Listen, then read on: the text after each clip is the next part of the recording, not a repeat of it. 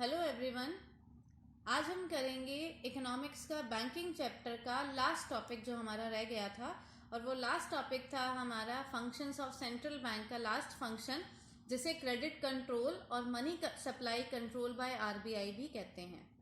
ये सबसे important function है हमारा सेंट्रल बैंक के फंक्शंस का। इसका क्वेश्चन मोस्टली हमारे एग्जाम्स में आता है। इसमें कुछ ना कुछ पार्ट्स जरूर आते हैं।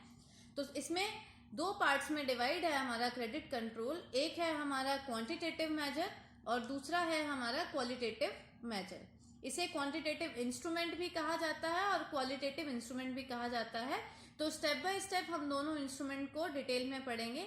सबसे पहले हम पढ़ेंगे क्वांटिटेटिव मेजर या क्वांटिटेटिव इंस्ट्रूमेंट। इसमें क्या होता है, अब ये जो फंक्शन है हमारा सेंट्रल बैंक का, ये फंक्शन क्या बता रहा है कि आरबीआई किस तरह से मनी की सप्लाई को कंट्रोल करता है। जैसे सपोज करो, अगर इन केस इन्फ्लेशन है, इन्फ्लेशन यानी कि महंगाई, अगर महंगाई ज्यादा है तो मार्केट में मनी की सप्लाई क्या होगी, कम।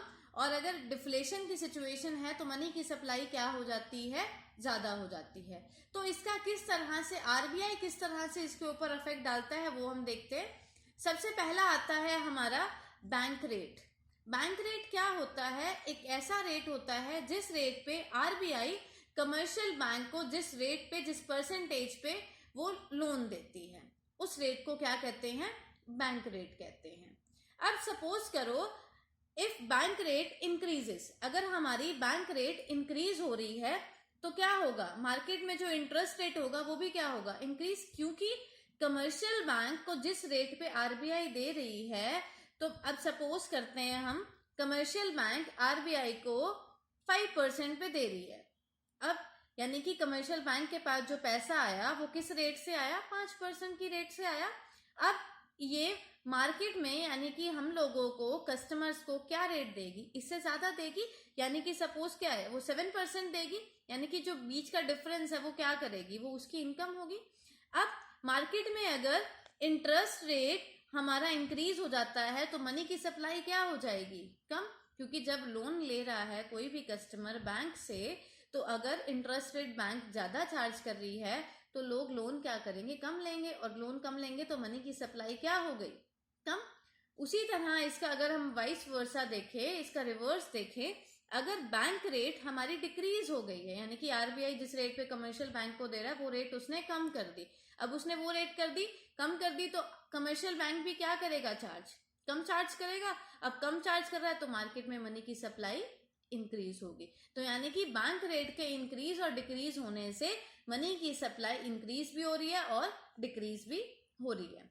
अब सेकंड आता है हमारा कैश रिजर्व रेशो।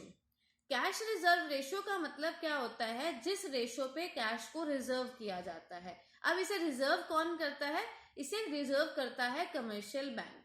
यानी कि आरबीआई हर बैंक को ये इंस्ट्रक्शंस देती है कि उसे कुछ मिनिमम परसेंटेज जो है, जो डिपॉजिट है, जितने भी डिपॉजिट बैंक्स में आ रहे हैं, उन डिपॉजिट का कुछ परसेंटेज कहाँ रखना है, आरबीआई के पास। और वो किस परसेंटेज पे रखना है, उस रेशो को बोला जाता है कैश रिजर्व रेशो। यानी कि ये रेट है, इस रेट पे जो अमाउंट होगा उस रेट से क्या है, वो अमाउंट को डिपॉजिट रखना होगा आरबीआई के पास। देखते हैं एक एग्जांपल से देखते हैं। सपोज बैंक में किसी ने डिपॉजिट कराए 1000 रुपीज। आरबीआई क्या कह रहा है कि जितने भी डिपॉजिट्स होंगे, क्योंकि ऊपर डेफिनेशन में क्या था कि जितना भी डिपॉजिट होगा उसमें से मिनिमम परसेंटेज। अब सीआरआर रेशो आरबीआई ने क्या कही, 10% रखनी है। तो यानी कि 1000 का 10% कितना हुआ, 100 रुपीज। तो 100 रुपीज क्या रखने हैं कमर्शियल बैंक को बैंक में, और बाकी रेस्ट कितना बचा, 900 रुपीज। 900 रुपीज कमर्शियल बैंक के पास रहेगा, वो उसको लोन में आगे दे सकता है। अब सपोज करते हैं आरबीआई ने सीआरआर रेशो को इंक्रीज कर दिया, यानी कि डिपॉजिट तो 1000 ही हो रहे थे, लेकिन सीआरआर रेशो क्या होगी, 20% होगी। तो सीआरआर 20% होगी, तो अब हमें आरबीआई में कितने डिपॉजिट रखने हैं, 200 रुपीज। और 200 रखने हैं तो बैंक के पास कितना पैसा बचा, 800 रुपीज। तो यानी कि मार्केट में मनी की सप्लाई क्या हो गई, कम। तो अब देखते हैं, अगर सीआरआर हमारी इंक्रीज होती है तो डिपॉजिट जो कमर्शियल बैंक के पास होता है वो कम हो जाता है। अब डिपॉजिट कम है तो मार्केट में मनी की सप्लाई भी क्या हो जाती है, कम। और अगर इसका वाइस वर्सा देखें कि अगर सीआरआर कम है तो क्या है, अमाउंट जो डिपॉजिट का कमर्शियल बैंक के पास है वो क्या होगा, ज्यादा होगा, और मार्केट में मनी सप्लाई भी क्या हो जाएगी, ज्यादा हो जाएगी। तो ये था हमारा सेकंड पॉइंट। अब हम करते हैं इसका थर्ड पॉइंट, और वो थर्ड पॉइंट क्या है हमारा, स्टैट्यूटरी लिक्विडिटी रेशियो, जिसे एसएलआर भी कहते हैं। अब ये एसएलआर क्या होती है, ये एक मिनिमम परसेंटेज होती है जो कमर्शियल बैंक को मेंटेन करके रखनी पड़ती है एज अ लिक्विड फॉर्म में अपने पास। सीआरआर जो भी हमने पढ़ी वो कहाँ थी, वो हमें आरबीआई के पास रखना पड़ता है, लेकिन एसएलआर क्या है, वो परसेंटेज है जिस रेट से कमर्शियल बैंक को पैसा अपने पास लिक्विड फॉर्म में रखना होता है, लिक्विड यानी कि कैश की फॉर्म में अपने पास रखना होता है। जैसे एसएलआर अगर हमारी इंक्रीज होती है तो डिपॉजिट अवेलेबल लोन के लिए क्या हो जाएगा, कम। वही सेम एग्जांपल, अगर हमने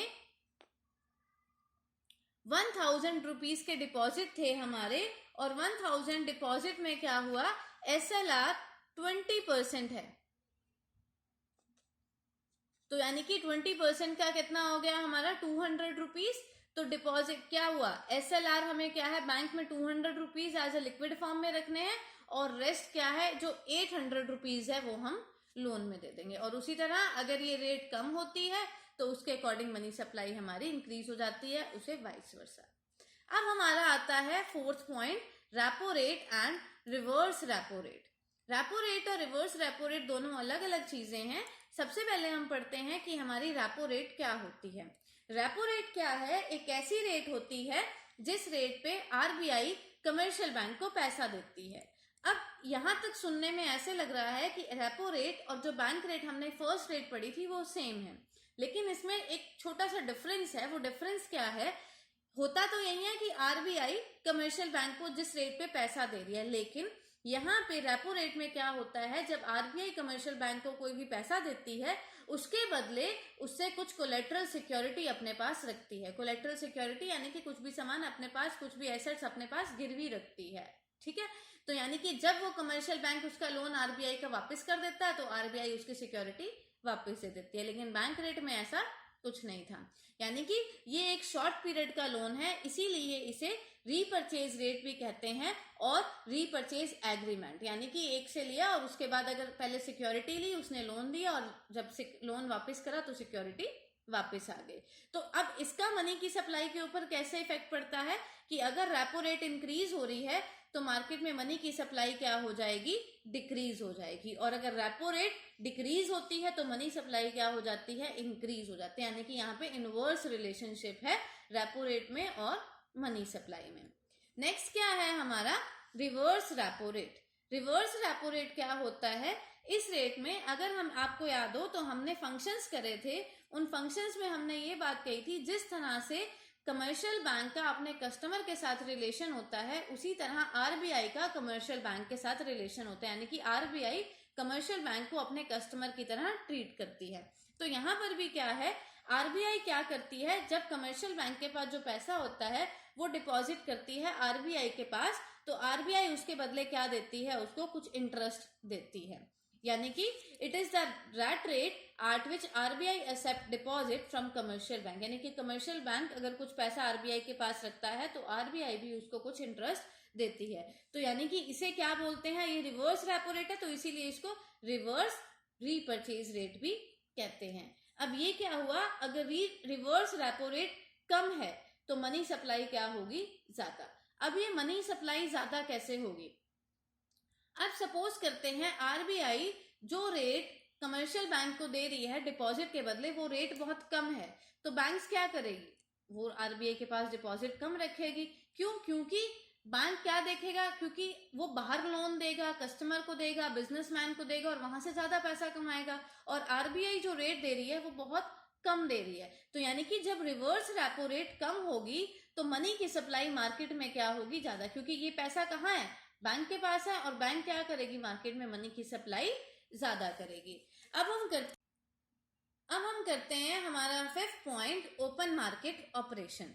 ओपन मार्केट ऑपरेशन क्या होता है, जहां पर बैंक्स क्या करता है, आरबीआई जो करता है सिक्योरिटीज को खरीदता है और बेचता है, कहां से, ओपन मार्केट से, यानी कि सेल और purchase of security by RBI from open market. Suppose करते हैं आरबीआई के पास बहुत सारी सिक्योरिटीज हैं और उसने वो मार्केट में क्या कर दी, सेल कर दी। जब मार्केट में सेल करी तो लोगों के पास से जो पैसा था वो क्या हो जाएगा, कम, क्योंकि वो पैसा कहाँ चला गया, आरबीआई के पास चला गया। तो यानी कि मार्केट में मनी की सप्लाई कम होगी। और जब आरबीआई मार्केट से सिक्योरिटी परचेज कर रहा है, जब हम कुछ भी परचेज करते हैं तो पेमेंट करते हैं, तो पेमेंट करने से क्या हुआ, मनी की सप्लाई क्या हो गई, इंक्रीज हो गई। तो ये थे हमारे फंक्शन, किसके पार्ट्स थे, हमारे क्वांटिटेटिव मेजर्स थे। अब हमारे आते हैं क्वालिटेटिव मेजर्स। क्वालिटेटिव मेजर्स में सबसे फर्स्ट क्या आता है, हमारा मार्जिन रिक्वायरमेंट। मार्जिन रिक्वायरमेंट का मतलब क्या होता है कि जब भी हम किसी से कुछ, अगर हम सपोज करते हैं, अगर हम बैंक से कोई भी लोन ले रहे हैं और जो भी सामान, जो भी सिक्योरिटी हम उसके पास रखते हैं ऐसे मोर्टगेज के तौर पे, वो सिक्योरिटी की वैल्यू क्या होती है, ज्यादा। जैसे सपोज करते हैं हमने बैंक से लोन लिया 80,000 रुपीज का, लेकिन जो हम बैंक के पास रखेंगे वो क्या एसेट कितने की होगी, वो मैक्सिमम सपोज करते हैं हम 1 लाख की है। तो यानी कि जो 20,000 का बीच का जो गैप है वो क्या है, हमारा मार्जिन रिक्वायरमेंट। और अगर मार्जिन रिक्वायरमेंट ज्यादा होगा तो मनी की सप्लाई क्या होगी, कम। और अगर मार्जिन रिक्वायरमेंट कम है तो मनी की सप्लाई क्या हो जाती है, ज्यादा हो जाती है। सेकेंड क्वालिटेटिव मेजर आता है हमारा मोरल सुएशन। मोरल सुएशन का मतलब क्या है कि यहाँ पर आरबीआई क्या करता है, सारे कमर्शियल बैंक्स को एडवाइस देता है कि जो भी डायरेक्शंस वो टाइम टू टाइम सारे बैंक्स को दे रहा है, जो भी जो भी एडवाइस दे रहा है वो सारी एडवाइस को फॉलो करे। तो वो क्या है, मोरल सुएशन, यानी कि बैंक्स की मोरल ड्यूटी है कि आरबीआई की इंस्ट्रक्शंस को फॉलो करें। थर्ड क्या आता है, हमारा क्रेडिट रैशनिंग। क्रेडिट रैशनिंग को सिलेक्टिव क्रेडिट कंट्रोल भी कहा जाता है।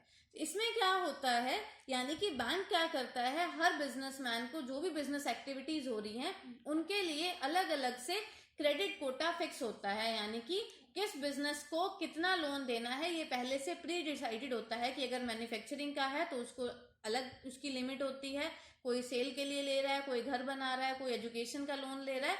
तो यानी कि हर एक की लोन का जो कोटा होता है, क्रेडिट कोटा होता है, वो फिक्स होता है। तो उसके अकॉर्डिंग मनी सप्लाई को क्या करती है, आरबीआई कंट्रोल करती है। वो जब चाहे इसमें ऑल्टरेशन करके मनी की सप्लाई को चेंज कर सकती है। तो ये अभी हमने पढ़े दो मेजर्स, क्वालिटेटिव मेजर्स और क्वांटिटेटिव मेजर्स। एक लास्ट टॉपिक हमारा इस चैप्टर का रह गया है, वो टॉपिक क्या है, हमारा क्रेडिट क्रिएशन। ये भी बहुत इंपॉर्टेंट टॉपिक है। क्रेडिट क्रिएशन क्या होता है, यानी कि ये जितने भी कमर्शियल बैंक्स हैं ये क्रेडिट को कैसे क्रिएट करते हैं, यानी कि इनके पास पैसा कहाँ से आता है, किस तरह से ये क्रिएट करते हैं। तो यानी कि हम इस एग्जाम्पल से इसको समझेंगे। और इस क्रेडिट क्रिएशन को कंसेप्ट करने से पहले हम इसमें दो चीजें एज्यूम करके चलते हैं कि जितनी भी ट्रांजैक्शंस होंगी वो बैंक्स के थ्रू होंगी और सारी बैंक्स क्या है, एक यूनिट हम उसको मानते हैं।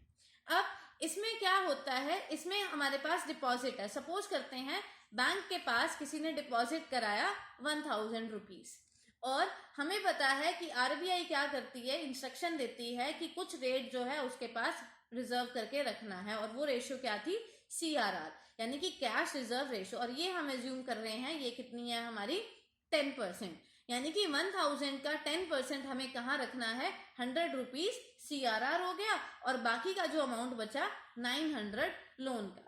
एक चीज हमें क्लियर होनी चाहिए, बैंक कोई भी लोन देता है वो कभी भी कैश में नहीं देता है। और ऊपर हमने ये अजम्पशन करी है कि जितनी भी ट्रांजैक्शंस होंगी वो बैंक से होगी, यानी कि जितना भी पैसा आएगा या जाएगा वो बैंक के थ्रू ही जाएगा, किसी को कैश में नहीं देना है। तो यानी कि जितनी भी ट्रांजैक्शन क्या है, बैंक से। यानी कि ये 900 क्या हुआ, जिसको भी लोन दिया बैंक ने वो वापस कहाँ आ गया, बैंक में आ गया, चाहे वो किसी भी बैंक में आया। और हमने ये बोला है कि बैंक्स क्या है, 1 यूनिट की तरह हमें उसे ट्रीट करना है। अब ये बैंक में दोबारा आया तो यानी कि बैंक में डिपॉजिट हुआ, तो अब डिपॉजिट हुआ तो आरबीआई का रूल क्या है, जितने भी डिपॉजिट होंगे उनका 10% रिजर्व करना है। तो 10% करा, 10% का क्या हुआ, 90 आया, 900 का 10%, अब बचा कितना, 800।